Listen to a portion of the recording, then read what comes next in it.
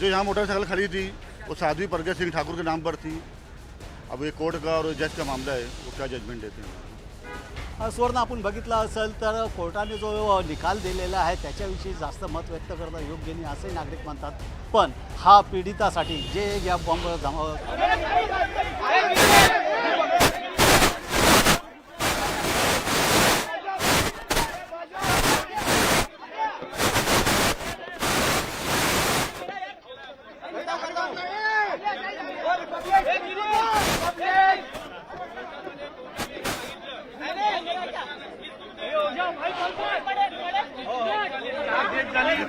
Prove करू शकले। या दोन घटना झाल्या होत्या त्यावेळी की एक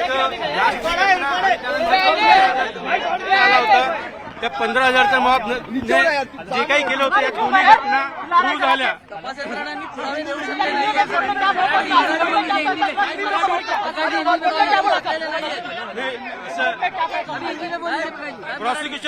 प्रोसिक्यूशन ने इस केस में जो तीन अलग अलग, थोड़ा शांत रहिए, मैं बात करता हूँ।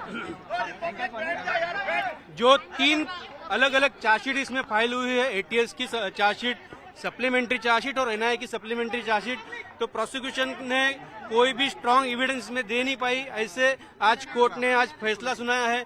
कोर्ट ने यह सुनाया है कि डेफिनेटली प्रोसिक्यूशन जो ब्लास्ट है वो प्रूव कर पाई, जो डेथ हुई है वो प्रूव कर पाई, लेकिन जो 101 इंजर्ड बोले थे उतने नहीं, लेकिन 95 इंजर्ड हुए ये प्रूव कर पाई।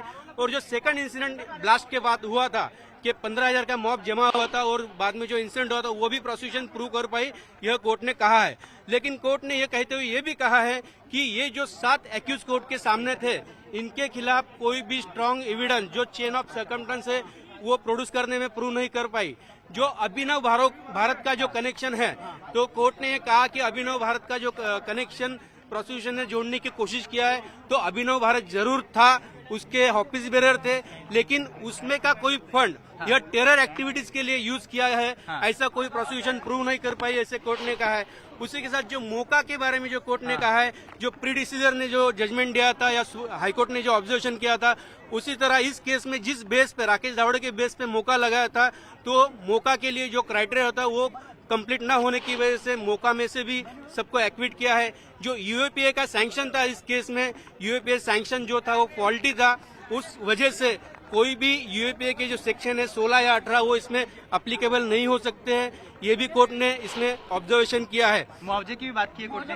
हाँ, कोर्ट ने कहा कि ये जो इंसिडेंट है, ये इंसिडेंट बहुत यानी खराब इंसिडेंट है, और इस इंसिडेंट की वजह से जो लोग गए हैं, जिनका नुकसान हुआ है विक्टिम्स का, वो डेफिनेटली पूरा नहीं हो सकता, भर के नहीं, लेकिन 2 लाख रुपए हर डिसीज के फैमिली को देने को कहा है, और हर इंजर्ड के फैमिली को 50,000 रुपए देने का कोर्ट ने डायरेक्शन दिया है। बड़ी बात है कि मतलब पहली बार एटीएस के जो अधिकारी जिम्मेदार थे उनके खिलाफ तो आप लोग क्या भी आगे की क्या रणनीति? नहीं, डेफिनेटली जो आपने 7-11 में देखा या इस केस में देखा, कई सारे अधिकारी जो कॉमन है, इस बारे में हमने पिटीशन भी फाइल की है, जो इतने साल हमारे सब लोगों के बर्बाद हुए हैं, और उस वजह से अभी उस बारे में हम एक्शन लेंगे। कोर्ट ने यह भी कहा है कि जो एक एटीएस अधिकारी चतुर्वेदी के घर में आरडीएक्स प्लांट करते हुए देखा गया, उसके बारे में भी कोर्ट ने उसमें ऑब्जर्वेशन किया है, और डिटेल इसमें जब जजमेंट आएगा तब और बात कर सकते हैं।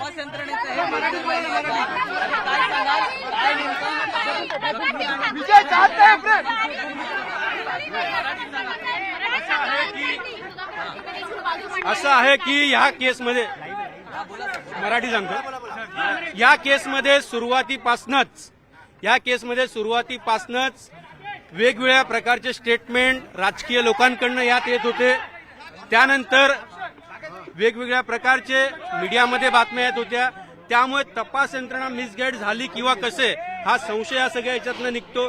ज्यावेळी हाय प्रोफाईल केस होत असते, अशा वेळी जर तपास यंत्रणेवर जर काही दबाव असला तर नक्कीच त्यांच्याकडनं मोठ्या चुका होऊ शकतात, आणि जे मुख्य कल्प्रिट आहे त्यांना पुरावे नष्ट करायला आणि त्यातनं पळून जायला त्यांना संधी मिळत असते। ज्या केसमध्ये झालेलं दिसतंय, ज्या प्रकारे 40 साक्षीदार फितूर झाले अशी बातमी सर्व ठिकाणी चालते, तर ते फितूर नाही झाले, तर त्या साक्षीदारांनी अगदी 2014 पूर्वीच अनेक ठिकाणी तक्रारी केल्या होत्या की त्यांना टॉर्चर करून त्यांच्याकडून कबुली जबाब घेतलेले आहे. एका साक्षीदाराने ह्युमन राईट कमिशनमध्ये सुद्धा तक्रार केली होती की त्यांच्याकडनं कबुली जबाब घेतलेला आहे. आर्मी समोर जी केस चालली त्यामध्ये सुद्धा एका आर्मीच्या अधिकाऱ्याने सांगितलं की काही मोठ्या अधिकाऱ्यांची नावं घेण्यासाठी त्यांच्यावर दबाव टाकला गेला होता. त्यामुळे साहजिक आहे ज्यावेळेस ते सर्व साक्षीदार कोर्टात आले त्यावेळेस त्यांनी ATSच्या स्टेटमेंटनुसार सांगितलं नाही आणि त्यामुळे त्या सगळ्यांना रिलाय करता येत नाही असं कोर्टाने ऑब्झर्व केलं. या केसमध्ये 2016ला ज्यावेळेस NIAची चार्जशीट आली त्यामध्येच NIAच्या चार्जशीटमध्येच सगळं क्लिअर होतं की कशा प्रकारे मोका ओढून ताणून लावण्यात आलेला आहे, कशा प्रकारे साक्षीदारांच्या जबाबामध्ये डिस्क्रिपन्सीज आहे. NIAने घेतलेले जबाब वेगळे, ATSने घेतलेले जबाब वेगळे आणि हा सगळा हे बघताना नक्कीच विक्टीमच्या फॅमिलीवर अन्याय झालेला आहे असं माझं मत आहे. अभिनव भारतबद्दल ही अस्तित्वात असली त्यात जरी काही रकमा आल्या असल्या आणि त्या रकमा जरी आरोपीने पर्सनल यूजसाठी वापरल्या असल्या तरी त्यातली कुठलीही रक्कम टेररिस्ट ऍक्टिव्हिटीसाठी वापरलेली आहे असं प्रॉसिक्युशन प्रूव्ह करू शकली नाही. सर आपण जर बघितलं तर ATSच्या अधिकाऱ्यांवर देखील एक टिप्पणी केलेली पाहायला मिळते.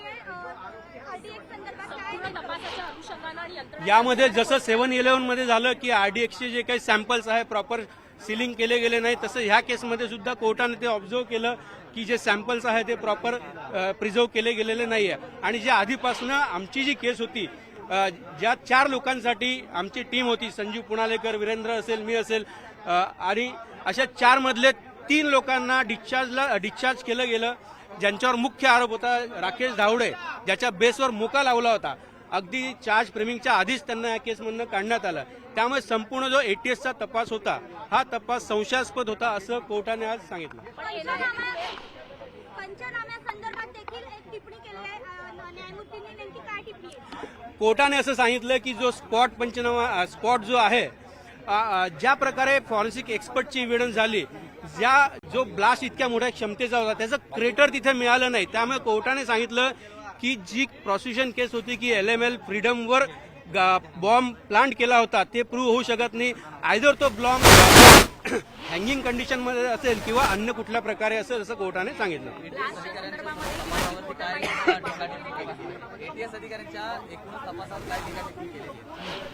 कोर्टाने सांगितलं संशय या सगळ्यांवर येत असला तरी संशय हा ठोस पुरावा होऊ शकत नाही. त्यामुळे ती जी चेन आहे सर्कमस्टन्सची ती पूर्ण होऊ शकली नाही आणि त्यामुळे आरोपींना संशयाचा फायदा देण्यात येतो. दोन आरोपी आहेत आणि रोहित यांच्याकडून कोर्टाने काही टिप्पणी केलेली आहे आणि यांच्या वकिलांचं असं म्हणणं की फॅब्रिकेटेड केस आहे.